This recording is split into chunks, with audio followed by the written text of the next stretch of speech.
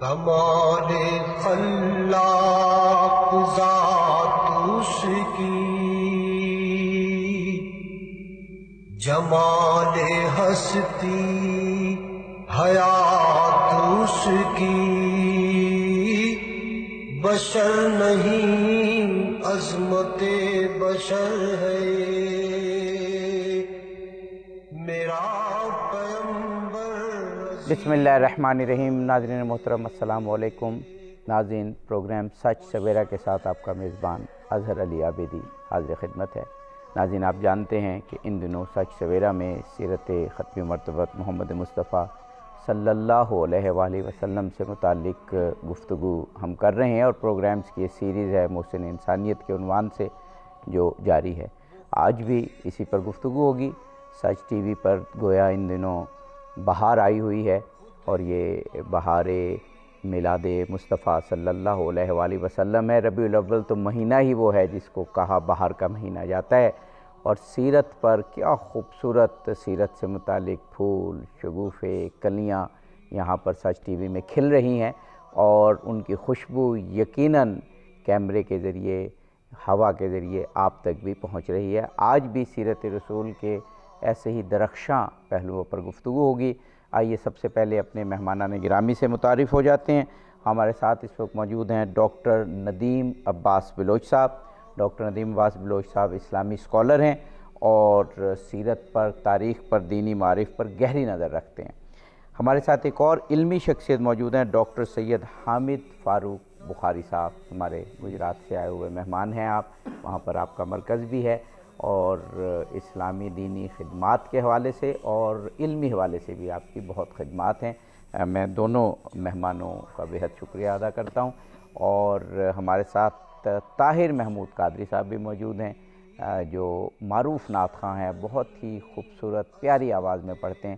گفتگو کی جانب جاتے ہیں اور پھر کچھ دیر بعد نعت بھی پڑھتے ہیں۔ ڈاکٹر ندیم عباس بلوچ صاحب، آج کا موضوع بہت ہی خاص موضوع ہے کہ حضرت محمد مصطفیٰ ختمی مرتبت وجہ تخلیق کائنات ہیں، تو آپ سے عشق تو پوری کائنات کرتی ہے، پوری کائنات کا عشق۔ یہ جو شجر ہیں، حجر ہیں، پہاڑ ہیں، دریا ہیں، ریگستان ہیں، سمندر ہیں، زمین ہے، آسمان ہے، ان کی جو محبت ہے اور ان کا جو عشق ہے وہ اپنے انداز سے ہے، وہ ان کے شعور کے مطابق ہے۔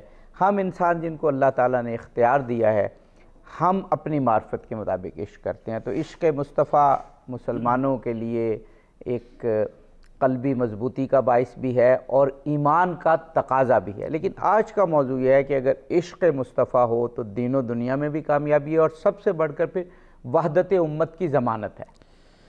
بسم اللہ الرحمن الرحیم۔ سب سے پہلے تو بہت شکر گزار ہیں آپ کے کہ انتہائی خوبصورت موضوع پر آپ نے گفتگو کا موقع فراہم کیا۔ دیکھیے، کمال سے محبت ہر انسان کرتا ہے، اور نبی مکرم صلی اللہ علیہ وآلہ وسلم کی ذات گرامی حق وہ ذات ہے کہ جن میں تمام کمالات اپنے نقطۂ عروج پر ہمیں جو ہے وہ نظر آتے ہیں۔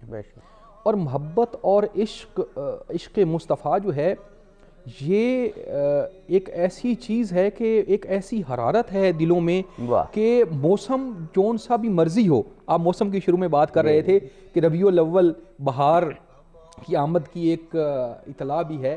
موسم جون سا مرضی ہو، جیسے ہی ربیع الاول کا مہینہ جو ہے وہ قریب آنے لگتا ہے، اہل ایمان کے دلوں میں ایک حرارت سی پیدا ہونے لگتی ہے، ان کا جو جذبہ ایمانی ہے وہ جوش مارنے لگتا ہے، ان کا جو عشق اور محبت رسول صلی اللہ علیہ وسلم کا جو پہلو ہے وہ زندگی پر حاوی ہونے لگتا ہے۔ گھروں میں جو ہے وہ چراغاں کا اہتمام کیا جانے لگتا ہے، اسی طرح گلیاں محلے جو ہے وہ آپ کی آمد کے لیے سجائے جانے لگتے ہیں۔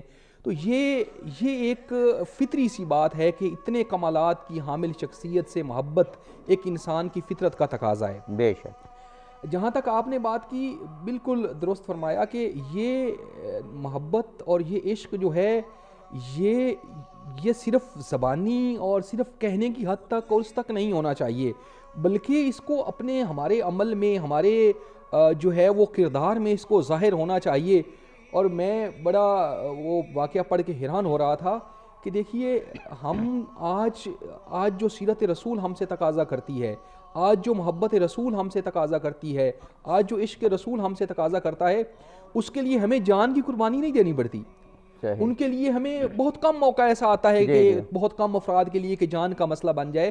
لیکن اگر آپ عہد رسالت مآب صلی اللہ علیہ وسلم کو دیکھیں اور ان کرداروں پر غور کریں کہ جو آقا کے ساتھ ساتھ چل رہے تھے، کہ مکہ کی وادی میں آپ کہتے ہیں اعلان کرنا ہے کہ آج علل اعلان ہم نے جو اذان دینی ہے، صحابہ کرام آگے بڑھتے ہیں، اذانیں دیتے ہیں، کوئی پتھر مار رہا ہے، کوئی جو ہے وہ کوڑا پھینک رہا ہے، کوئی جو تشدد ہو سکتا ہے وہ کر رہے ہیں. لیکن آپ کے عاشق جو ہے، آپ سے محبت کرنے والے جو ہے، آپ کے عقیدت مند جو ہے، وہ علل اعلان توحید کا پیغام جو ہے وہ بلند کر رہے ہیں. اور کیا خوبصورت منظر ہوگا. یہ محبت کو سمجھنا بڑا ضروری ہے کہ شب ہجرت نبی مکرم صلی اللہ علیہ وسلم نے جب حضرت امیر المومنین حضرت علی علیہ السلام سے یہ فرمایا کہ میرے بستر پر سو جائیں، اب ایک عقلی اور فطری ایک سوال تو یہ بنتا تھا کیا اس طرح میں بچ جاؤں گا اتنے خطرناک ماحول میں؟ لیکن وہ عشق، وہ محبت کیا کہنے اس کے کہ آپ یہ پوچھتے ہیں یا رسول اللہ اس طرح آپ کی جان مبارک تو محفوظ رہے گی. آقا فرماتے ہیں کہ بالکل میری جان. اور پھر فوراً آپ سو جاتے ہیں، ذرہ برابر کلام نہیں کرتے. ڈاکٹر حامد فاروق بخاری صاحب، آپ بھی اس موضوع کو کھولنے کے لیے تمہیدی گفتگو میں چاہوں گا کہ عشق مصطفیٰ ضمانت ہے دنیا و آخرت کی کامیابی کی اور پھر وحدت امت کی بھی. پھر ہم مزید تفصیل انشاءاللہ کریں گے. آپ تمہیدی گفتگو فرمائیں. بسم اللہ الرحمن الرحیم. بہت بہت شکریہ قبلہ. یقیناً بہت اہم موضوع ہے، جس طرح ڈاکٹر صاحب نے بھی ارشاد فرمایا اور ابتدا انہوں نے بہت شاندار کر دی ہے. رسول اکرم صلی اللہ علیہ وسلم کی ذات گرامی وہ ذات ہے کہ جس کے ساتھ ہمارا جو رشتہ ہے نا وہ غیر مشروط بھی ہونا چاہیے اور لامحدود بھی ہونا چاہیے آپ کی ذات گرامی کے ساتھ. کیونکہ وہ حضرت اقبال نے بھی ارشاد فرمایا کہ عشق اول، عشق آخر، عشق کل، عشق شاخ و عشق نخل و عشق گل، عشق دم جبرائیل، عشق دل مصطفیٰ، عشق خدا کا رسول، عشق خدا کا کلام. کیا بات. اور یہی وہ محبت، عشق اور تعلق ہے جس کی وجہ سے کائنات کا نظام آج تک قائم ہے. بے شک. اور اللہ رب العزت نے ارشاد فرمایا الم نشرح لک صدرک ووضعنا عنک وزرک الذی انقض ظہرک ورفعنا لک ذکرک. کہ یہ وہ تذکرہ ہے جس کو رب نے کائنات بنانے سے بھی پہلے بلند کر دیا ہے. آج ہم اس تذکرے میں اگر شامل ہو گئے ہیں تو یہ اللہ نے ہمیں سعادت اور توفیق عطا فرمائی ہے کہ اس نے ہمیں منتخب کر کے اپنا اور اپنے محبوب کا ذکر کرنے کی توفیق عطا فرمائی. وگرنہ وہ اس تذکرے میں محتاج تو نہیں ہے کہ ہم تذکرہ کریں. یہ وہ تذکرہ ہے جو حضرت آدم سے لے کر حضرت عیسیٰ تک سارے انبیاء پہلے سے کرتے رہے. انبیاء کے آنے کا مقصد ہی یہی نظر آتا ہے. واحد مقصد یہ ہے تاکہ تاجدار ختم نبوت کی آمد کا اعلان ہوتا رہے کہ آخری رسول آنے والے ہیں. اور حضرت عیسیٰ علیہ السلام نے تو نام کے ساتھ ان کی خوشخبری دی ہے وَمُبَشِّرًا بِرَسُولٍ يَأْتِي مِن بَعْدِ اسْمُهُ احمد. اور یہ بتایا میرے بعد رسول آئے گا اور رسول کا یہ نام ہوگا. پہلے انبیاء صرف اتنا تذکرہ کرتے رہے کہ ایک نبی آخر الزماں آئے گا. پھر حضرت عیسیٰ علیہ السلام نے اسے واضح کر دیا کہ ان کا نام احمد ہوگا. یہاں میں ایک جملہ عرض کرنا چاہتا ہوں میلاد کو سمجھنے کے لیے کہ جب ہمارے احمد محمد بن کے دنیا میں تشریف لے آئیں تو اسے میلاد کہا جاتا ہے. وگرنہ آپ تشریف فرما تو پہلے ہی کائنات کے ہمیں ڈاکٹر صاحب ایک وقفہ لینا ہے. وقفے کے بعد آپ کی یہ خوبصورت مرصع مسجع گفتگو انشاءاللہ آپ دونوں شخصیات کی جاری رہے گی. ایک وقفہ ہے، ہم واپس آئیں گے اور سیرت مصطفیٰ کے بہت سے دیگر پہلوؤں پر اور خاص طور پر وحدت امت کے حوالے سے گفتگو کریں گے. وہ عکس بھی اور آئینہ بھی، وہ نقطہ بھی خط بھی دائرہ بھی، وہ خود نظر عکس بھی اور آئینہ بھی، وہ نقطہ بھی خط بھی دائرہ بھی، وہ خود نظارہ ہے خود نظر ہے. تیرا پیمبر عظیم تر ہے. ناظرین، پروگرام سچ سویرا میں ان دنوں ربیع الاول کے حوالے سے اس عظیم و بابرکت مہینے کے حوالے سے پروگرام محسن انسانیت جاری ہے اور ہمارے ساتھ ڈاکٹر ندیم عباس بلوچ صاحب اور ڈاکٹر سید حامد فاروق بخاری صاحب موجود ہے. ڈاکٹر صاحب، آپ اپنی ربیع الاول کے حوالے سے، آمد بہار کے حوالے سے، ختم مرتبت کی اس دنیا میں تشریف آوری کے حوالے سے گفتگو فرما رہے تھے۔ جناب میں گزارش کر رہا ہوں کہ آج کی مجلس کا جو ہمارا موضوع ہے بہت شاندار ہے کہ عشق مصطفیٰ بھی اور اطاعت مصطفیٰ بھی، یعنی یہ میلاد کے تذکرے کا مقصد یہ ہوتا ہے کہ ہم یہ بتائیں کہ اللہ نے جو ذات ہمیں عطا فرمائی ہے اس کو کتنا حسین سراپا عطا فرما کے بھیجا ہے۔ تو جس کی صورت اتنی حسین ہے تو پھر یقیناً اس کی سیرت بھی بڑی حسین ہے، تو لہذا ہمیں ان کی ذات کے ساتھ اپنے تعلق کو کیسے وابستہ کرنا ہے، اطاعت کا کیا ہے، اور ساتھ یہ کہ اطاعت یعنی یہ ایسا ہے کہ عشق اطاعت کے بغیر اور اطاعت عشق کے بغیر دونوں لازم و ملزوم ہے، مکمل نہیں ہو پاتے۔ اور عشق اور اطاعت، عشق ہوگا تو اطاعت ہوتی چلی جائے گی، اور اگر اطاعت نہیں ہو رہی تو پھر ہمیں سوچنا ہے کہ عشق میں کہیں کوئی سوالیہ نشان تو نہیں ہے، اور جب یہ دونوں چیزیں جمع ہو جائیں گی مصطفیٰ کریم صلی اللہ علیہ وسلم کی ذات کے ساتھ تو پھر امت وحدت میں آ جائے گی، یہ ہو جائے گا عشق اور اطاعت کا یہ نتیجہ نکلے گا کہ امت متحد ہو جائے گی۔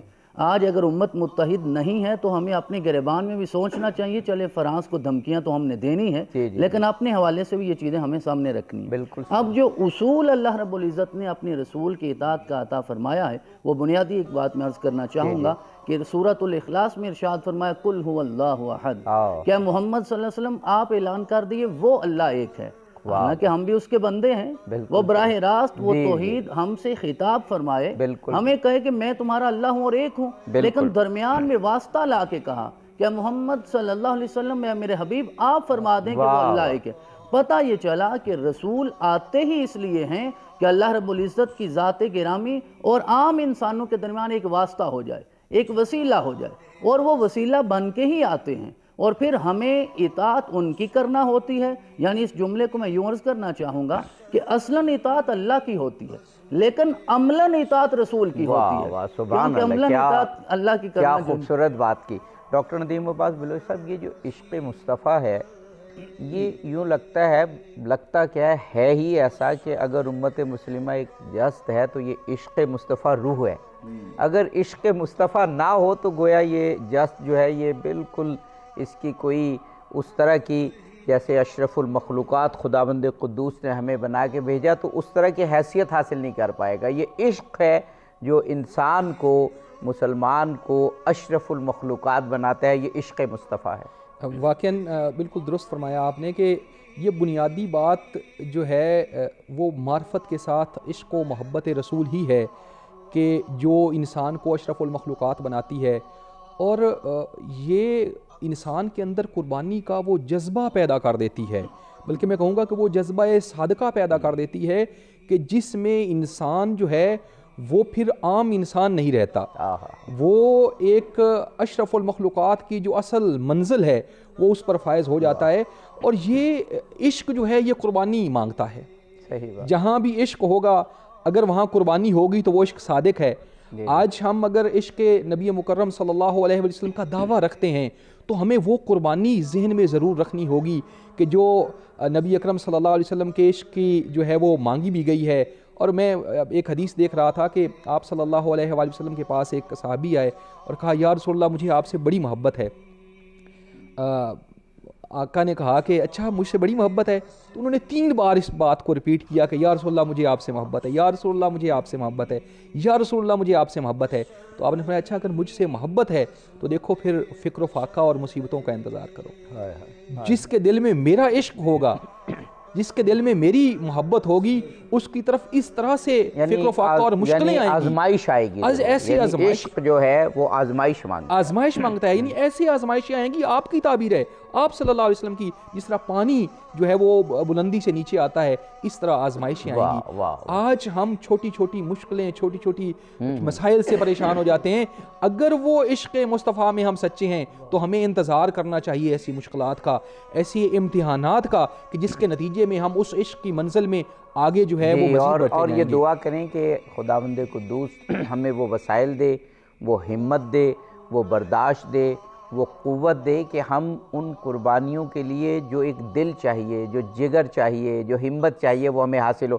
ڈاکٹر سید حامد فاروق بخاری صاحب، اس سے پہلے کہ آج کے ایک بڑے اہم موضوع کی طرف، اور اس کا ذکر ہو بھی رہا ہے لیکن میں چاہ رہا ہوں اس کو ہم بہت ہی وضاحت کے ساتھ پیش کریں، وحدت امت کی. لیکن اس سے پہلے ایک چیز جو ابھی ڈاکٹر صاحب نے ایک بہت اہم جملہ کہا کہ ہم عشق مصطفیٰ کی بات کرتے ہیں تو یہ قربانی مانگتا ہے. اچھا، قربانی میں ہمارا دھیان فوراً ایسے چلا جاتا ہے کہ پھر کوئی شاید جنگ ہوگی یا کوئی معرکہ ہوگا اس میں.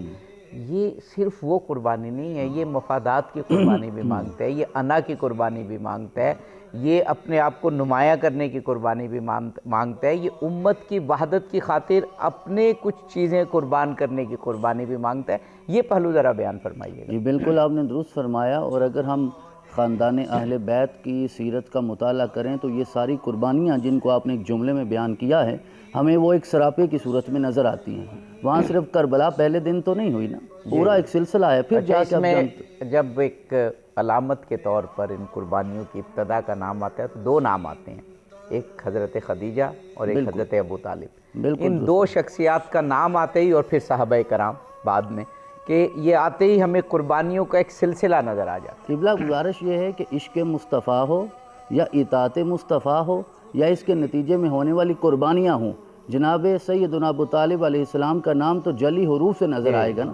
وہ پہلا عشق مصطفیٰ ہے اس دنیا میں، اور آپ نے اطاعت عملاً کر کے دکھائی ہے. عملاً کہ اطاعت ہوتی یہ کیا. آپ نے کیا خوبصورت جملہ فرمایا کہ اگر عملاً اطاعت دیکھنی ہو تو ان دو شخصیات کو دیکھ. شیب ابی طالب تاریخ کے سینے میں محفوظ ہے. ذرا دیکھیے وہ واقعات، ان پہ اگر انسان غور کرے. اور جب آئے نا کفار مکہ، اور آ کر کفار مکہ نے کہا کہ ولید بن مغیرہ کا بیٹا لے لو اور محمد ہمیں دے دو، تو حضرت ابو طالب نے جو اس وقت اشعار پڑھے ان میں سے ایک چیز میں آپ کی خدمت میں رکھنا چاہتا ہوں. آپ نے ارشاد فرمایا وَنُسْلِمُهُ حَتَّى نُسَرَّ حَوْلَهُ. آپ نے کہا ہم آپ کے حوالے کر دیں گے، لیکن تب کریں گے جب محمد کے ارد گرد ابو طالب کے سارے خاندان کی لاشیں بکھری ہوئی ہوں گی. وَنَزْحَلُ عَنْ أَبْنَائِنَا وَالْحَلَائِلِ. میں اپنے سارے بچے قربان کر دوں گا، میں اپنا سارا خاندان قربان کر دوں گا. اس سے پہلے نہیں ہوگا. اور آپ نے صرف بات کی نہیں، کر کے دکھایا. آخری لمحے تک آپ نے کر کے دکھایا ہے. اور یہ اطاعت مصطفیٰ اور عشق مصطفیٰ کی ایک ایسی مثال آپ نے رقم کی ہے جو حضرت سیدنا ابو طالب کی سیرت سے ہمارے سامنے آتی ہے کہ اگر ہم اس سے یہ حظ اٹھانے کی کوشش کریں، عمل کرنے کی کوشش کریں تو یقیناً. اس میں پھر میرا سوال وہی کہ ہم بھی جب رسول پاک سے عشق کی قربانیوں کا ذکر کرتے ہیں اور پھر اس میں سر فہرست حضرت ابو طالب، حضرت خدیجہ علیہم السلام آتے ہیں اور پھر صحابہ کرام آتے ہیں، تو ہم پھر اسی ثنا میں، اسی تعریف میں، اسی مدحت میں کھو جاتے ہیں. یہ نہیں دیکھتے کہ ان شخصیات سے سیکھنا ہے کہ حضرت ابو طالب کا صرف یہی نہیں ہے کہ مارکہ برپا کرنا ہے ان کے ایمان کے حوالے سے، بلکہ ان کو فالو کرنا ہے کہ کیا قربانیاں ان دو شخصیات نے اور صحابہ کرام نے دی. جی بالکل آپ نے درست فرمایا. اور مقصد یہ ہے کہ ان سیرتوں کو جب تک ہم نہیں اپنائیں گے تو پھر یہ امت اسی طرح بے منزل اچھا، آپ ہی رہے اگر گی. اجازت دیں تو بریک کے بعد گفتگو جاری رکھیں گے. میں گزارش کروں گا طاہر محمود قادری صاحب سے کہ چند اشعار جو ہے وہ نعت کے پیش فرمائیں.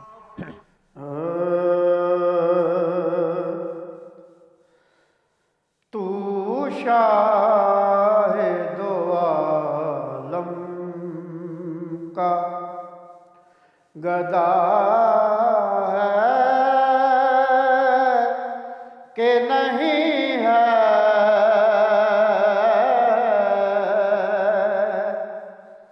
تو شاہ دو عالم کا یہ سوچ کے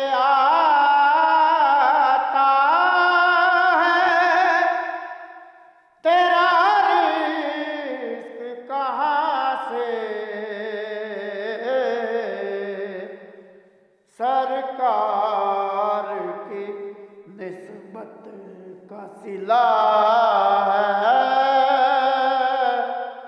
کہ نہیں ہے،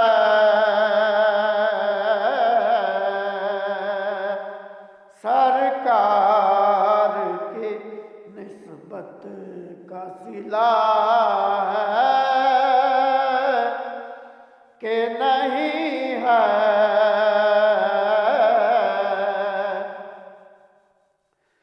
یہ چادر تطہیر ہے زہرا، بھی خط بھی دائرہ بھی خود نظارہ ہے، خود نظر ہے، تیرا پیمبر عظیم تر ہے، میرا پیمبر عظیم تر ہے، کمال خلاق۔ ناظرین، پروگرام میں ایک مرتبہ پھر خوش آمدید کہتے ہیں۔ عشق مصطفیٰ پر بات ہو رہی ہے۔ محمد مصطفیٰ ختم مرتبت صلی اللہ علیہ وآلہ وسلم جو وجہ تخلیق کائنات ہیں، ایک مسلمان کے خون میں، ایک مسلمان کی روح میں عشق مصطفیٰ جس طرح دوڑ رہا ہے، اور جس طرح سے یہ امت طول تاریخ میں، لمس تاریخ میں حضرت محمد مصطفیٰ صلی اللہ علیہ وآلہ وسلم کے عشق میں غرق ہوئی ہے، اور جس طرح عشق مصطفیٰ نے امت مسلمہ کو ایک جان بخشی ہے، ایک روح بخشی ہے، ایک عروج بخشا ہے، ایک ترقی بخشی ہے، اس پر گفتگو ہے۔ ڈاکٹر صاحب، وہی سوال جو میں نے ڈاکٹر حامد فاروق قبلہ سے کیا تھا کہ آپ کا یہ جملہ کہ عشق قربانی مانگتا ہے، لیکن دھیان ہمارا پھر کسی اور طرف جاتا ہے۔ پہلی قربانی تو خود اپنے نفس کی، اپنی روح کی، اپنی انا کی اور اپنے مفادات کی مانگتا ہے، اور وحدت پہ انشاءاللہ اگلے سیگمنٹ میں بات ہوگی، لیکن عشق مصطفیٰ تقاضا کرتا ہے کہ پہلے اپنے آپ کو سنوارو اور پھر دوسروں کو سنوارو۔ جی، بہت خوبصورت بات آپ نے ارشاد فرمائی کہ نبی مکرم صلی اللہ علیہ وسلم کا بہت مشہور ارشاد گرامی ہے کہ ادبوا اولادکم ثلاث خصال، کہ اپنی اولاد کی 3 چیزوں پر جو ہے وہ تربیت کرو۔ سب سے پہلی چیز جو آقا نے ارشاد فرمائی کہ حب نبیکم، سب سے پہلی چیز یہ ہے کہ جب اپنی اولاد کی تربیت کرو تو پہلا عنصر جو اس میں ہو وہ اپنے نبی کی محبت پر جو ہے وہ تربیت کرو، اور دوسری چیز ارشاد فرمائی کا وحب اہل بیت ہی، کہ نبی اکرم صلی اللہ علیہ وآلہ وسلم کی جو آل ہے، جو اہل بیت ہے، ان کی محبت پر تربیت کرو، اور تیسری چیز جو ہے وہ تلاوت جو ہے وہ قرآن پہ جو ہے وہ تربیت کرو۔ تو یہ جو تربیت کا یہ جو عنصر ہے، میں یہ سمجھتا ہوں ہمارے معاشرے کو یہ اپنانا پڑے گا۔ اگر ہم اپنی اولاد کے دلوں میں عشق رسول اور عشق آل رسول ڈال دیں گے تو اس کے نتیجے میں وہ عشق پیدا ہوگا کہ جو پھر باہمی جھگڑوں سے ختم نہیں ہوتا، بلکہ وہ جھگڑے ہونے نہیں دیتا۔ وہ عشق پیدا ہوگا کہ جو پھر ریاکاری سے دور ہوگا، وہ محبت پیدا ہوگی کہ جس کے اندر غیبت نہیں ہوتی، جس کے اندر تہمت نہیں ہوتی، جس کے اندر رشوت نہیں ہوتی۔ کیونکہ انسان جس سے محبت کرتا ہے، محبت میں محب کی سیرت پر عمل کیا جاتا ہے۔ جب وہ انسان کی تربیت محبت رسول پہ ہوگی، وہ دیکھے گا کہ میرے آقا نے کیا فرمایا ہے، رشوت لینی ہے نہیں لینی، نہیں، رشوت حرام ہے، جھوٹ حرام ہے، تہمت حرام ہے، بڑوں کا احترام ہے، چھوٹوں کو اس طرح سے ڈیل کرنا ہے۔ تو وہ ایک معاشرہ جو ہے وہ مارز وجود میں آئے گا، جو ایک جنت نظیر معاشرہ ہوگا، دنیا میں بھی بہتری والا اور آخرت میں بھی۔ اور پھر میں وہی بات کروں گا کہ ایک بڑا خوبصورت واقعہ میرے ذہن میں آ رہا تھا کہ دیکھیے کیا عظیم لوگ تھے کہ حضرت خبیب بن عدی کو جو ہے وہ کفار مشرکین پکڑ لیتے ہیں اور کئی دن بھوکا رکھتے ہیں، کئی دن پیاسا رکھتے ہیں، اور اس کے بعد ان کو ایک جگہ اکٹھا کرتے ہیں، مجمع لگاتے ہیں اور ان پر تشدد کرتے ہیں۔ کہتے ہیں کہ ان پر تشدد ہو رہا ہے اور ان سے کہا جاتا ہے اسلام چھوڑ دیں، تو کہتے ہیں اسلام چھوڑ کے پھر زندہ کس لیے رہنا ہے؟ پھر ایک جو ہے وہ کافر اٹھتا ہے اور وہ اپنا نیزہ جو ہے وہ ان کے جگر میں چبھو دیتا ہے، اور وہ نیزہ جگر میں مار رہا ہے اور کہہ رہا ہے اب تو تم سوچ رہے ہوگے نا کہ میری جگہ محمد صلی اللہ علیہ وسلم ہوتے، یعنی وہ ہوتے تاکہ میں بچ جاتا۔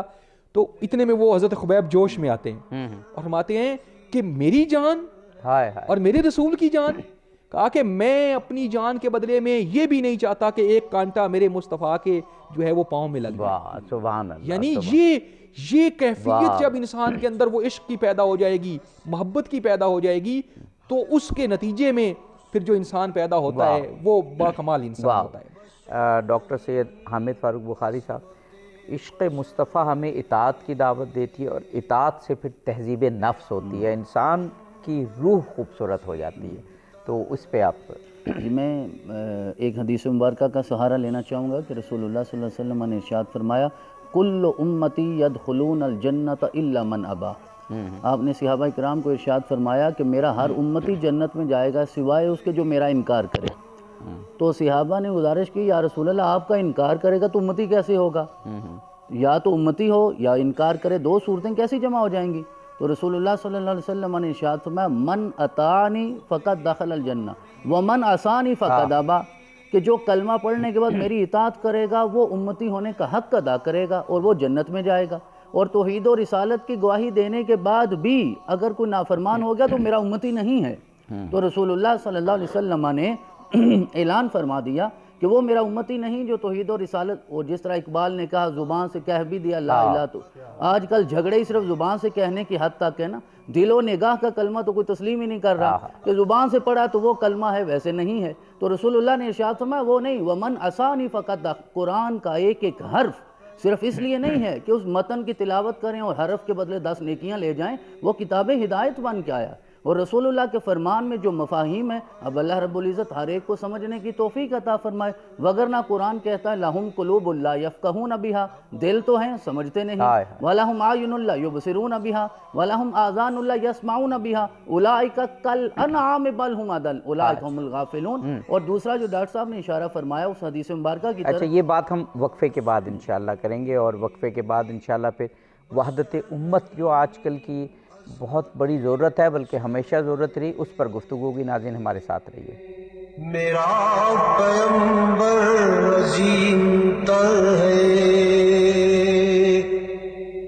وہ شرح احکام حق تعالی،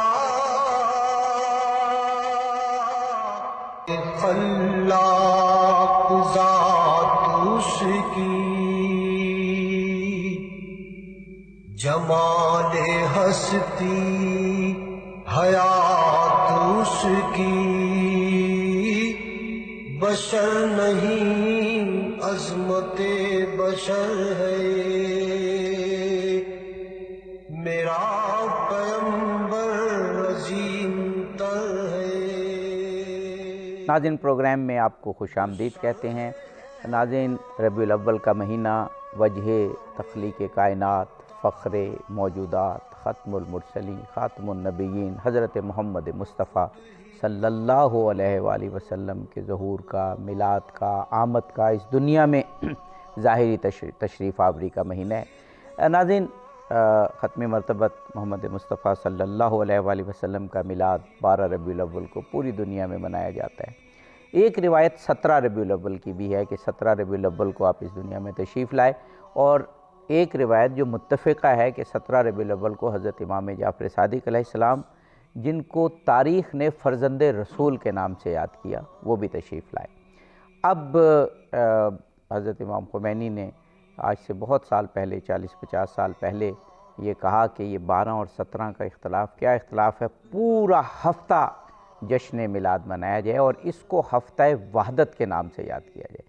ہمارا یہ فرض بنتا ہے کہ 12 سے 17 ربیع الاول جہاں میلاد کی محفلیں کریں، کیونکہ روح تو میلاد مصطفیٰ ہی ہے، وہاں پر امت مسلمہ کے اتفاق و اتحاد کی بات ضرور کریں۔ ڈاکٹر سید حامد فاروق بخاری صاحب قبلہ، اب کیا قرآن کے آیات کا ذکر کیا جائے کہ خدا نے اپنی نعمت یاد دلائی کہ تم تباہی کے آگ کے دہانے پہ تھے اور رسول کی بدولت تمہیں ایک کر دیا، اور اس نعمت کو بار بار یاد دلایا۔ اب اتفاق، اتحاد، کس طرح سے عشق مصطفیٰ کا لازمی نتیجہ نکلتا ہے وہ فرمائیے گا، اور ہم اگلے سیگمنٹ پہ یہ ہفتہ وحدت کے حوالے سے اتحاد کی بات کریں گے۔ جناب گزارش یہ ہے جس طرح آپ نے ارشاد فرمایا کہ 12 ربیع الاول ہو یا 17 اس سے کوئی فرق نہیں پڑتا، کیونکہ یہ تو چاند کی تاریخیں ہیں، اور میرا رسول تو چاند سے بھی پہلے کا، کیا بات ہے، تو اس لیے ہمیں چاند کی تاریخوں میں تو الجھنا ہی نہیں چاہیے، ہمیں تو آمینہ کے چاند کی طرف توجہ کرنی چاہیے اور آپ کے چہرے کو پیش نظر رکھنا چاہیے۔ ایک اس حوالے سے گزارش ہے، اور دوسرا یہ ہے کہ جو ڈاکٹر صاحب ارشاد فرما رہے تھے نا حدیث مبارکہ، اسی سے بات میں آگے چلانا چاہوں گا کہ ادبوا اولادکم علی ثلاث خصال، حب نبیکم وحب اہل بیتہ وتلاوت القرآن۔ اب ذرا دیکھیے، نبی کی محبت تو سب کو سمجھ آتی ہے، اب رسول اللہ صلی اللہ علیہ وسلم نے اپنے اہل بیت کی محبت کا کہا تو کیا فقط اس لیے کہا کہ آپ کے اہل بیت ہیں، یا اہل بیت نے اس محبت کا حق ادا کر کے دکھایا؟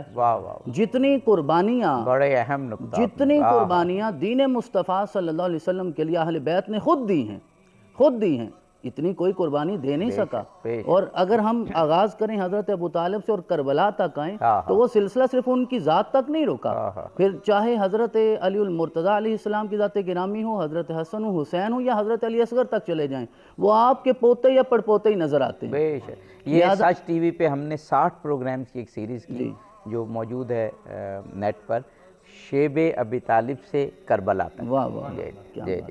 جی. تو میں اس آیت مبارکہ سے وحدت کا سفر شروع کرنا چاہوں گا، جس کا آپ نے اشارہ بھی کیا کہ اللہ رب العزت نے ارشاد فرمایا وَاعْتَصِمُوا بِحَبْلِ اللَّهِ جَمِيعًا وَلَا تَفَرَّقُوا. اللہ کی رسی کو مضبوطی سے تھام لو اور تفریقے میں نہ پڑو. حضور گزارش یہ ہے، ایک ہوتا ہے اختلاف اور دوسرا ہے تفریقہ. اختلاف منع نہیں ہے دین میں، اور یہ قدرت کی منشا بھی یہ ہے کہ اختلاف رہے. وہ انسان کی ظاہری شکل و صورت سے لے کے نظریہ، سوچ، مزاج تک ہو، اللہ یہی چاہتا ہے. بالکل ہر چیز ایک جیسی ہو جائے تو دنیا کے قیام کا مقصد فوت ہو جائے گا. لیکن تفریقہ سے منع کیا گیا کہ آپ اس اختلاف کو بنیاد بنا کے اتنا آگے نہ چلے جائیں کہ پھر پیچھے پلٹنے کا کوئی مجھے ہمارے دور حاضر کے ایک بہت بڑے عالم تھے، ان کو خراج تحسین بھی ہو جائے گا، مولانا اسحاق مدنی جو فوت ہو گئے. ان کی ایک کتاب میں بڑی خوبصورت بات میں پڑھ رہا تھا کہ دیکھیے درخت کو شاخ ایک، جڑ ایک ہوتی ہے، تنا ایک ہوتا ہے، لیکن شاخیں مختلف طرف نکل جاتی ہیں. تو اگر اختلاف ہے ڈائریکشنز کا لیکن جڑ ایک ہے تو یہ نہیں کہیں گے شاخوں میں اختلاف ہے. بالکل. جی جی. بہت بہت. ڈاکٹر صاحب، اتحاد امت کی فکری بنیادیں کیا ہیں؟ کیا یہ صرف ہم یہی کہتے ہیں کہ جی اتحاد کریں، ملیں، فساد برا ہے، اس سے نقصان ہوتا ہے معاشرے کو، اس سے، لیکن کوئی فکری بنیادیں موجود ہیں کہ فکر اور بیس جو ہے امت مسلمہ کی، کوئی بھی فرقہ ہو ایک ہی ہے؟ جی دیکھیے، بہت اہم سوال ہے آپ کا کہ صرف یہ نعرہ کہ ایک ہو جائیں اور کچھ جو ہے وہ خوف کے پہلو سامنے لا کر کہ اگر ہم ایک نہ ہوئے تو فلاں جو ہے وہ جیت جائے گا، فلاں حملہ کر دے گا، فلاں ہمیں جو ہے وہ ہمارے وسائل پہ قبضہ کر لے گا. یہ کسی حد تک یہ باتیں ٹھیک بھی ہیں کہ جب ہم اختلاف کا امت مسلمہ شکار ہوئے ماضی میں بھی تو ہمارے وسائل پر بھی قبضہ ہوا، بلکہ ہمارے جہاں پہ ہم نے سینکڑوں سال حکومت کی تھی وہاں سے بھی ہمیں نکال دیا گیا. جو کچھ ہلاکو خان نے کیا جی ہلاکو خان نے کیا، اور اسپین میں جو کچھ مسلمانوں کے ساتھ ہوا، تو یہ ریئلٹی ہے، یہ فیکٹس ہیں، اس میں کوئی وہ نہیں ہے. لیکن یہ بہت اہم سوال ہے آپ کا کہ کیا اس کی کوئی فکری بنیادیں بھی موجود ہیں؟ تو سب سے پہلی بات کہ امت مسلمہ کے جتنے مسالک ہیں، جتنے مکتبہ فکر ہیں، ان تمام کی جو بیس ہے وہ اپنے احکام میں اپنا دین، اپنے مذہب، اپنی شریعت کو لینے کے لیے جس کتاب کی طرف رجوع کرتے ہیں وہ قرآن مجید ہے. بے شک. دیکھیے جتنے مسالک ہیں، جتنی فقہ ہیں، جتنے فقی ہیں، وہ مقام استنباط میں جب آتے ہیں تو وہ قرآن سے استنباط کرتے ہیں. بے شک. بالکل. یہ قرآن ایسی بنیاد ہے کہ جس کے اوپر پوری امت مسلمہ کا اتفاق ہے. بے شک. اگر ہم اس کو جو ہے وہ ایک فکری بنیاد کے طور پر لیں تو ایک ایسی مضبوط فکری بنیاد ہے کہ اس کے ہوتے ہوئے ہمیں اختلاف کرنا ہی نہیں چاہیے. بنیاد مضبوط ہے کہ معجزہ ہے. آپ امریکہ سے لے کے آسٹریلیا تک، جاپان سے لے کے سویڈن تک، کسی مسجد میں چلے جائیے، کسی آپ امام بارگاہ میں چلی جائیے، کسی مکتب میں چلے جائیے، کسی لائبریری میں چلی جائیے، کسی یونیورسٹی میں چلی جائیے، ان دو جلدوں کے درمیان زیر زبر کا فرق بھی نہیں ہے. جی بالکل. کمال معجزہ ہے. کمال معجزہ. تو یہ ایک فکری بنیاد ہے کہ جو ہمارا بنیادی لٹریچر ہے، جس کے اوپر ہماری تمام فقہیں قائم ہیں، وہ پہلی بنیاد قرآن ہے. دوسری بنیاد سنت ہے. صحیح. بالکل. دیکھیے نبی اکرم صلی اللہ علیہ وآلہ وسلم کی ذات گرامی حق کے اوپر پورے تمام امت مسلمہ کے تمام فرقوں کا اتفاق ہے، اتحاد ہے کہ جو آقا نے فرما دیا، جو ثابت ہو گیا کہ یہ آپ صلی اللہ علیہ وسلم کے جو ذات کی طرح منصوب ہے، یہ درست ہے، یہ ٹھیک ہے، یہ سند کے لحاظ سے اس میں کوئی مسئلہ نہیں ہے، کوئی مسلمان اس سے ایک قدم آگے بڑھنے کا سوچ بھی نہیں سکتا، بلکہ تصور بھی نہیں ہے.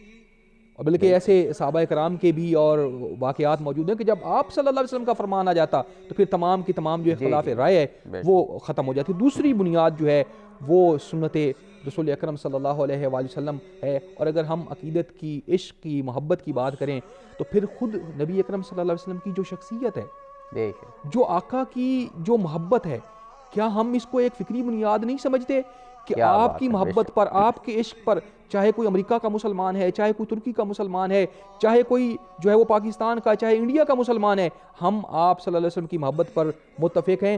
اور جس طرح سے اگر فرانس میں کوئی خاکے بناتا ہے. ایک ہمیں بریک لینا ہے، بریک کے بعد یہ پھر وحدت کے حوالے سے اس پر بھی گفتگو ہوگی. ناظرین ایک بریک ہے اور کیا خوبصورت پروگرام عشق مصطفیٰ صلی اللہ علیہ وآلہ وسلم پر جاری ہے. اس پروگرام کی نورانیت سے ابھی مزید فیضیاب ہوں گے، ہمارے ساتھ رہیے. اور آئینہ بھی، وہ نقطہ بھی، خط بھی، دائرہ بھی، وہ خود نظارہ ہے، خود نظر ہے. میرا وجود الکتاب، گنبد آبگینہ رنگ تیرے محیط میں ہوا. یہ پوری کائنات کا مرکز خداوند قدوس نے مصطفیٰ صلی اللہ علیہ وآلہ وسلم کی ذات کو قرار دیا. اور گفتگو آج عشق مصطفیٰ پر ہے، اطاعت مصطفیٰ پر ہے اور وحدت امت پر ہے. ڈاکٹر صاحب یہی سوال جو میں نے ڈاکٹر ندیم عباس بلوچ صاحب سے کیا، آپ سے کرنا چاہوں گا کہ امت مسلمہ کی وحدت کی فکری بنیادیں موجود ہیں. ایسے یہ نعرہ یا سلوگن نہیں ہے. میں نہیں سمجھتا کسی اور مذہب میں جو مختلف مکاتب فکر ہے ان میں بنیادوں میں اتنا اتفاق ہو. ایک خدا، ایک رسول، ایک قرآن. پھر آپ فقہ میں بھی دیکھ لیں، یہ جو کہتے ہیں یہ فقہی اختلافات ہیں، مجھے بتائیے کون سا اسلام کا ایسا فرقہ ہے جو 5 وقت کے بجائے 6 وقت یا 4 وقت نماز پڑھتا ہو، جو ظہر کی 4 رکعت نہ پڑھتا ہو، جو فجر کی 2 رکعت نہ پڑھتا ہو، جو 10 ذی الحجہ کو 8، 9، 10 ذی الحجہ کو حج نہ کرتا ہو، جو یکم ماہ مبارک رمضان کا چاند دیکھ کے روزے نہ رکھتا ہو، جو عید نہ کرتا ہو 29 یا 30 کے بعد. کیا کیا اتفاقات اور جو مشترک باتیں ہیں بیان کی جائیں، فرمائیے. قبلہ اس حوالے سے گزارش یہ ہے کہ یہ جو فقہی اختلاف جس کی طرف آپ نے اشارہ کیا، یہ وہی اختلاف ہے جس کے بارے میں رسول اللہ صلی اللہ علیہ وسلم نے ارشاد فرمایا اختلاف امتی رحمت، کہ میری امت کا یہ اختلاف رحمت ہے. اب یہ ہم نے اسے زحمت بنا دیا ہے تو یہ ہمارا مسئلہ، ویسے تو یہ رحمت ہے. ائمہ اربعہ کی بات ہو یا ائمہ اربعہ کے امام اعظم کا یہ قول ہو جن کے بارے میں انہوں نے کہا کہ لولا سنتان لہلک النعمان، حضرت امام جعفر الصادق علیہ السلام کے حوالے سے، تو وہاں ہمیں یہ نظر آتا ہے کہ یہ جو اختلاف ہے نا، یہ نص کا اختلاف نہیں ہے، یہ فہم نص کا اختلاف ہے. کہ نص تو ایک ہے، اقیم الصلاۃ میں کوئی اختلاف نہیں، نص پہ اتفاق ہے، لیکن اس کے فہم میں اختلاف ہو گیا. آت الزکاة فہم میں اختلاف ہو گیا. والمطلقات یتربصن، لیکن اس کی بھی بنیادی روح میں کوئی اختلاف نہیں، بالکل کوئی اختلاف نہیں ہے. اور کیونکہ بر صغیر میں اصل معاملات تھوڑے سے مختلف ہو گئے اور ہم نے وہ چھوٹے چھوٹے مسائل جو فروعی بھی نہیں کہے جا سکتے، ایک جزوی ہوتا ہے، فروعی ہوتا ہے، وہ بھی نہیں کہا جا سکتا، اس کی بنیاد پہ ہم نے کفر اور ایمان کا مسئلہ بنا لیا، توحید اور شرک کا مسئلہ بنا لیا. تو ہمیں ان چیزوں سے نکل کر جو بنیاد ہے اس کی طرف جانا ہوگا. اور وہ کیا ہے؟ رسول اللہ نے ارشاد فرمایا انی تارکن فیکم الثقلین، کہ میں 2 چیزیں تم میں چھوڑ کے جا رہا ہوں. ایک تو ڈاکٹر صاحب نے ارشاد فرمایا قرآن ہے، دوسرا فرمایا وَإِطْرَتِي، اور میری اطرت ہے. کیونکہ اطرت نے قرآن پہ عمل کر کے مجسم شکل میں ہمارے سامنے رکھا ہے، اور نیزے پر بھی قرآن کی تلاوت کر کے دکھایا ہے کہ کسی صورت بھی قرآن کو نہیں چھوڑنا، اگر چھوڑا تو تم گمراہ ہو جاؤ گے. دوسری حدیث میں رسول اللہ صلی اللہ علیہ وسلم نے ارشاد فرمایا کہ میں 2 چیزیں چھوڑ کے جا رہا ہوں، لن تضلوا ما تمسکتم بہما، کہ جب تک ان سے وابستہ رہو گے کبھی گمراہ نہیں ہوگے. ایک اللہ کی کتاب اور دوسری میری سنت ہے. اب سنت کہاں سے پتہ چلے گی؟ ظاہری سی بات ہے، رسول اللہ صلی اللہ علیہ وسلم کو جن لوگوں نے پہلے لمحے سے پیدا ہوتے ہی آنکھ کھول کے رسول اللہ کا چہرہ دیکھا اور آخر تک عمل کر کے دکھایا، جب تک ہم ان کی سیرت کو نہیں اپنائیں گے، ان کی ذات کے ساتھ محبت کا حق ادا نہیں کریں گے، پھر ظاہری سی بات امت وحدت میں نہیں آئے گی. پھر قرآن نے جو اصول دیا یہاں، وہ تو اہل کتاب کو بھی دعوت دیتا ہے کہ ہمارے درمیان جو مشترکات ہیں آ جاؤ. تو ہماری تو کتاب ہی ایک ہے، یہاں اہل کتاب سے وہ ہیں کہ جن کی کتاب اور ہے. ہم اصل میں سارے آپس میں اگر سمجھے تو ہماری کتاب ایک ہے. تو ہم اپنی کتاب کی طرف اگر آ جائیں تو قرآن نے ارشاد فرمایا تعالوا الی کلمۃ سواء بیننا وبینکم الا نعبد الا اللہ ولا نشرک بہ شیئا. تو قرآن بھی ایک ہے اور کعبہ بھی ایک ہے. میں ایک حدیث پڑھوں گا. یہ رسول اللہ صلی اللہ علیہ وسلم نے ارشاد فرمایا من اطاع محمدا فقد اطاع اللہ ومن عصى محمدا فقد عصى اللہ ومحمد فرق بین الناس. ارشاد فرمایا کہ جو محمد رسول اللہ کی اطاعت کرے گا دراصل اللہ کی اطاعت ہوگی، جو میرا نافرمان ہوگا وہ اللہ کا نافرمان ہو جائے گا۔ مطلب یہ کہ اللہ کی اطاعت سے نافرمانی کے درمیان محمد رسول اللہ کھڑے ہیں، وَمُحَمَّدٌ فَرْقٌ بَيْنَ النَّاسِ، وگرنہ رسول اللہ صلی اللہ علیہ وسلم بھی عبادت کے لیے خانہ کعبہ تشریف لے جاتے تھے، اور ابو جہل اور ابو لہب اور ان کی ساری کمپنی بھی تو وہاں جایا کرتے تھے، تو وہ بھی کعبہ میں جاتے تھے اور کعبہ کو اپنے لیے عبادت گاہ سمجھتے تھے۔ تو مطلب یہ کہ کعبہ فرق نہیں ہے کفر و ایمان میں، توحید اور شرک میں۔ میری بات کو کوئی غلط نہ سمجھے، اصل مفہوم اس حدیث مبارکہ کا یہ ہے کہ رسول اللہ کی ذات گرامی فرق ہے، وگرنہ وہ لوگ بھی وہیں جاتے تھے۔ تو لا الہ الا اللہ کسی حد تک ہر مذہب کوئی نہ کوئی کسی صورت میں تسلیم کرتا ہوگا، چاہے اس میں تثلیث آ جائے، چاہے عزیر کوئی ابن اللہ کہا جائے، چاہے عیسیٰ کوئی ابن اللہ کہا جائے، لیکن اللہ کی الوہیت تک کوئی نہ کوئی قوم پہنچ جاتی ہے۔ لیکن محمد رسول اللہ یہ بنیادی فرق ہے درمیان میں۔ تو رسول اللہ صلی اللہ علیہ وسلم نے اپنے عمل سے یہ بتایا ہے کہ میری ذات پہ اگر جمع ہو جاؤ گے نا، میری ذات پہ، تو چاہے یہاں ہاتھ باندھ کے نماز پڑھو تو نماز ہو جائے گی، چاہے ناف پہ باندھو، چاہے کھول کے پڑھو، آمین اونچا کہو۔ بلکہ ہم نے تو دیکھا کہ بہت بڑے بڑے فقہا، بلکہ ائمہ، امام شافعی، امام ابو حنیفہ کی جب ہم بات کریں تو وہ جب دوسرے امام کی مسجد میں یا ان کے پاس جایا کرتے تھے تو اپنے اجتہاد کو چھوڑ کے ان کے اجتہاد کے مطابق نماز پڑھا کرتے تھے۔ یہ حضرت امام شافعی، حضرت امام ابو حنیفہ کے ہاں اور دیگر ائمہ، امام مالک اور ان کے ہاں بہت زیادہ دیکھا گیا یہ۔ تو اس میں تو میرا خیال ہے کوئی یہ جو فروعات ہے اس میں ڈاکٹر صاحب فکری بنیادیں موجود ہیں۔ اب ذرا تھوڑا سا آ جاتے ہیں کیونکہ پروگرام کا وقت کم ہے، ایک اور سیگمنٹ ہمارا ہوگا کہ وجہ کیا ہو گئی یہ جو کہتے ہیں نا یہ امت خرافات میں کیوں کھو گئی، اور کہاں روایات میں کھو گئی، اور کہاں سے حق جو ہے وہ پھر ہمارے سامنے اس طرح سے نہیں رہا۔ دیکھیے میں اس سے شروع کروں گا کہ حدیث کی طرف اشارہ فرمایا کہ اختلاف و امتی رحمہ، یہ حدیث اپنے معنی میں بڑی جامع ہے۔ بے شک میں بہت سوچا کرتا تھا عابدی صاحب کہ یہ کیسے ہو سکتا ہے کہ نبی مکرم صلی اللہ علیہ وسلم نے ارشاد فرمایا کہ میری امت کا اختلاف جو ہے یہ رحمت ہے، اور جب ہم جامعہ میں داخل ہوئے تو استاد محترم مفسر قرآن شیخ محسن نجفی قبلہ کے درس تفسیر میں تھے، تو وہاں یہ لفظ آیا واختلاف اللیل والنہار تفسیر کے اس میں درس میں، تو انہوں نے ایک بڑی خوبصورت اس کی تشریح کی جو آپ کے سوال کا جواب بھی ہے، کہ آپ نے فرمایا کہ جب ہم نے اردو میں اس حدیث کا ترجمہ کیا اختلاف و امتی رحمہ، تو ہم نے اس عربی والے اختلاف کو ہی اردو میں ترجمہ کیے بغیر لے لیا، جو وہاں اختلاف تھا اس کو ہم نے اختلاف ہی ادھر لے لیا، حالانکہ جو عربی میں اختلاف ہے وہ والا اختلاف نہیں ہے جو اردو والا اختلاف ہے۔ ہم اردو میں اختلاف تو جس کو سمجھتے ہیں وہ تو واضح ہے۔ فرمایا کہ اختلاف کا مطلب جو ہے وہ اختلاف اللیل والنہار یعنی دن اور رات کا آنا جانا، اور نبی مکرم صلی اللہ علیہ وسلم کے گھرانے کو مختلف الملائکہ کہا گیا، یعنی وہ جگہ کے جہاں پہ ملائکہ آتے جاتے ہیں۔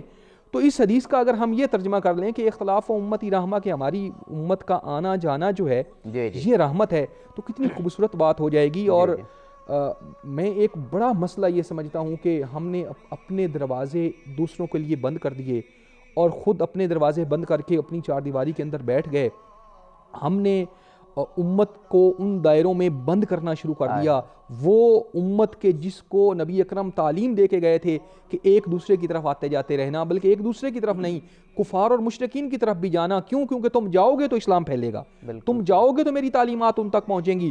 وہ تو اپنی جگہ پہ رہ گیا، ہم نے ایک دوسرے کی طرف آنا جانا جو ہے وہ بند کر دیا۔ خوبصورت آپ نے اور حدیث کے ایک مفہوم کو آپ نے بیان کیا۔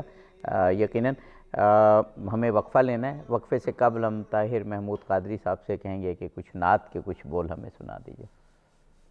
عدم سے لائی ہے ہستی میں آرزو رسول، عدم سے لائی ہے ہستی میں آرزو رسول، شگفتہ گلشن زہرا کا ہر گل تر ہے، کسی میں رنگ علی اور کسی میں بو رسول، عجب تماشا ہو میدان حشر میں بے دم کہ سب ہو پیش خدا اور میں روبرو رسول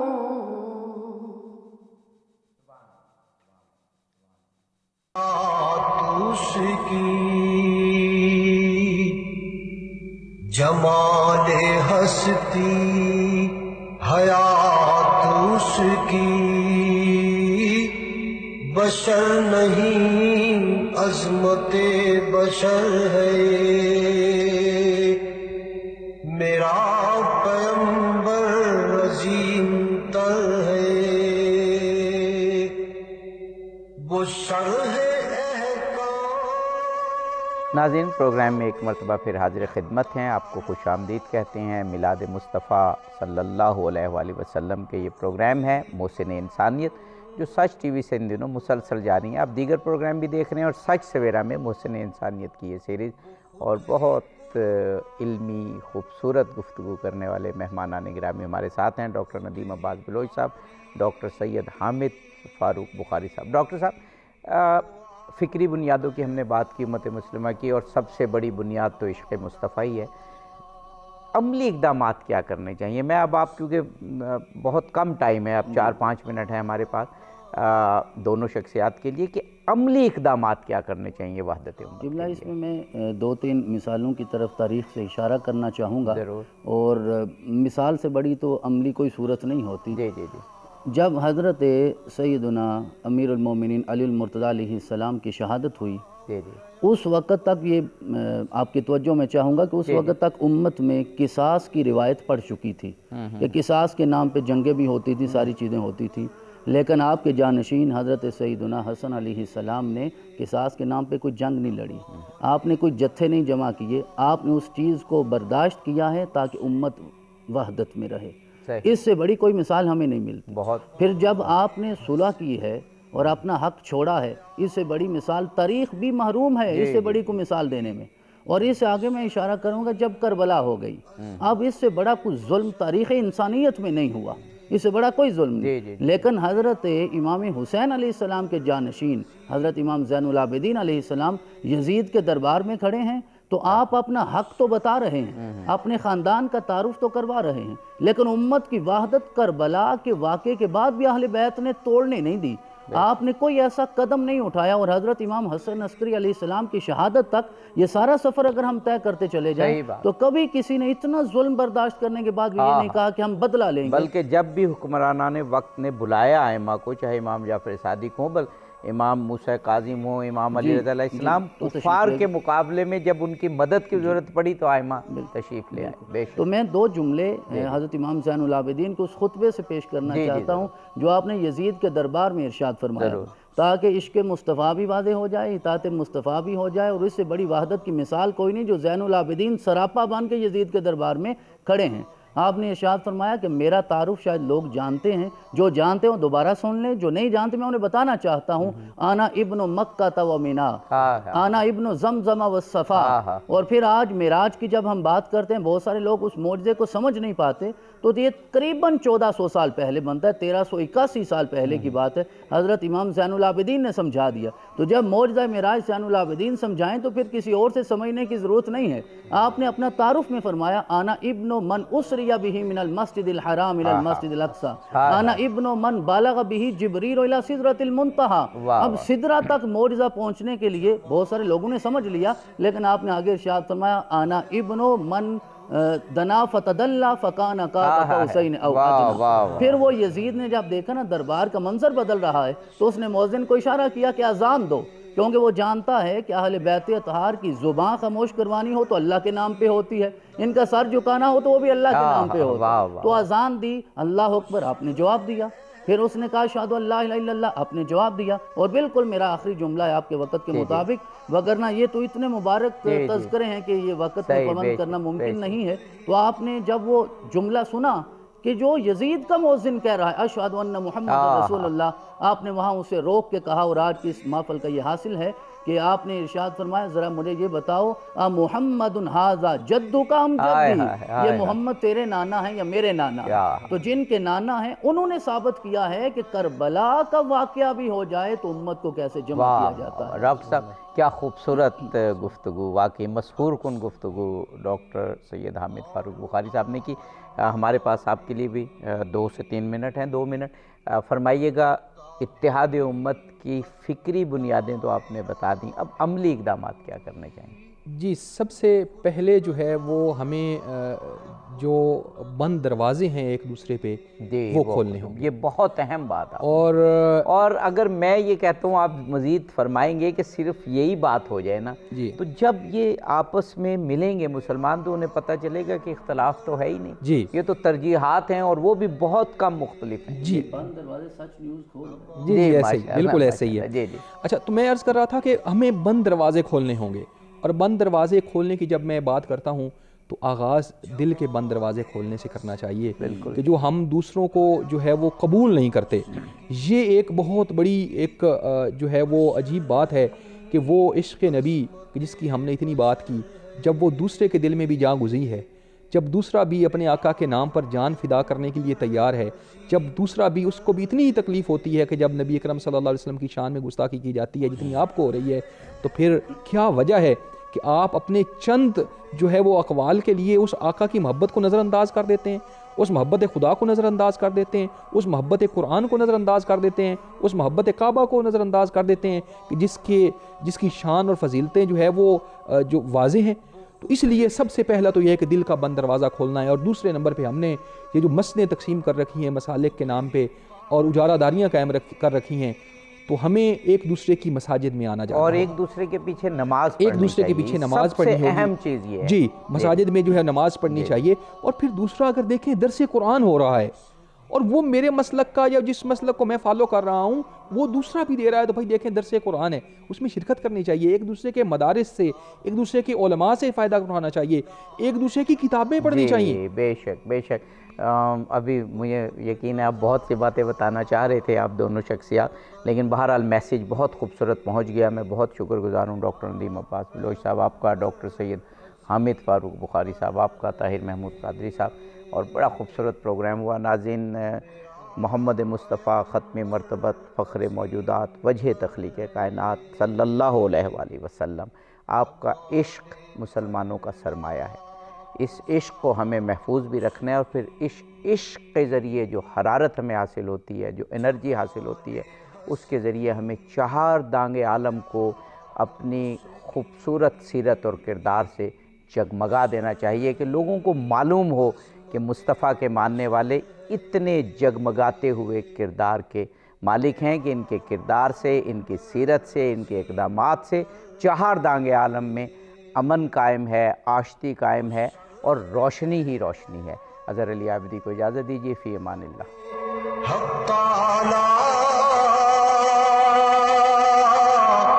وہ خود ہی قانون، خود حوالہ، وہ خود ہی